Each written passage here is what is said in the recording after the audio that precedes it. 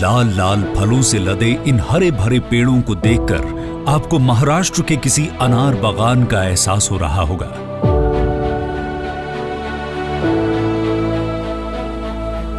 लेकिन हैरान रह जाएंगे आप जब जानेंगे कि यह बागान राजस्थान के जालौर का है। चौंक गए ना? लाजमी है, क्योंकि कभी सोचा ही ना होगा कि रेगिस्तान में जहां पानी नहीं वहां हरियाली भी हो सकती है, और जहां कटीले पौधों के अलावा कुछ दिखता ही नहीं वहां बागान भी हो सकता है। कुछ लोग यहाँ आए और उन्होंने मना किया कि ये करो मत, ये घाटे का सौदा है और आपको मुसीबत बढ़ जाएगी। तो भी हमने जज्बा रखा, भाई हम तो करेंगे। किसान हुई जोखिम का ही जीव है, किसान है वो जोखिम ही है। वो चिंता करता ही नहीं कि भाई ये होगी नहीं होगी, करो खेती करो, होगा। बाबू राम को उनके बुलंद हौसले और पक्के इरादों ने बनाया है ऐसा टफ किसान जिसके लिए असंभव कुछ भी नहीं। खेती में नई तकनीक अपनाने की अपनी सोच को भी रखते हैं टफ हरदम। ये देखिए कैसे बड़े ट्रैक्टर से जुताई करते हैं तो छोटे ट्रैक्टर से बागान के पेड़ पौधों को फव्वारा तकनीक से पानी देते हैं, और कैसे छोटे पाइपों के इस्तेमाल से कम पानी खर्च करके भी हर पौधे की जड़ों तक पानी पहुंचाते हैं। ये ड्रिप से सिंचाई किया, निराई गुड़ाई का भी काम कम हो गया। सीधा डायरेक्ट पेड़ के पास में ड्रिप से पानी जाता है, ड्रिप इरिगेशन आया, इससे भी काफ़ी प्रगति हुई। अब मैंने महिंद्रा ट्रैक्टर लगाया। महिंद्रा ऐसे अच्छा ट्रैक्टर है और महिंद्रा कंपनी ने छोटे बड़े सभी ट्रैक्टर बनाए हैं। बड़ा ट्रैक्टर इसमें नहीं चल सकता, कंपनी ने छोटा बनाया, वो भी बढ़िया किया है, जो इस बगीचे के अंदर निराई गुड़ाई दवाई वगैरह सब कर सकता है। इलाके में ना तो बागवानी की कोई मिसाल थी न अनुकूल मिट्टी है, लेकिन बाबू राम उस मिट्टी के बने मेहनती किसान हैं जिनका संकल्प मिट्टी से भी सोना उगा देता है।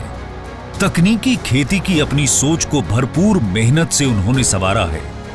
पानी की कमी से साल में एक ही फसल की परंपरा को ही बदल डाला है।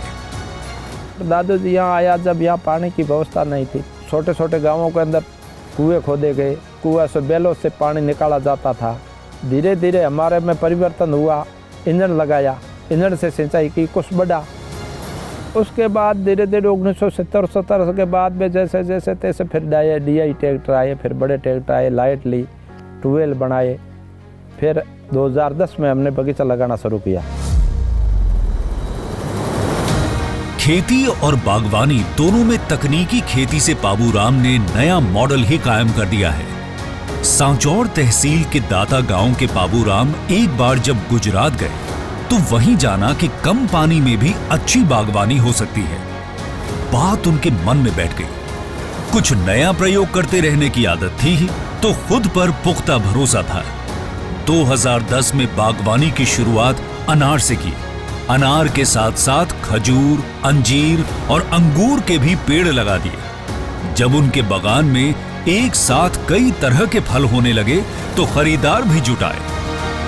गुजरात में लाखनी गांव है, वहाँ बगीचा लगा, वहाँ हम गए, देखा बगीचा, उनकी फसल देखी तो इनकी इनकम ज़्यादा हुई। उनको पूछा आप ये पौधे कहाँ लाए से? उसने कहा महाराष्ट्र से आए हैं। फिर महाराष्ट्र से पौधे लाए और यहाँ लगाया। 3 साल से इसकी फसल आती, अच्छी फसल आई तो फिर और लगाए। अब तो व्यापारियों का तो यहाँ मेला लग जाता, अनार निकलते जब, अब तो कोई दिक्कत है नहीं। बाबू राम उपज बढ़ाने के लिए जैविक खेती का इस्तेमाल करते हैं, तभी तो खेती और बागवानी दोनों में सफलता ने उन्हें बनाया है टफ हरदम। और अब तो उनके बेटे असुलाल भी उनकी राह पर चल पड़े हैं।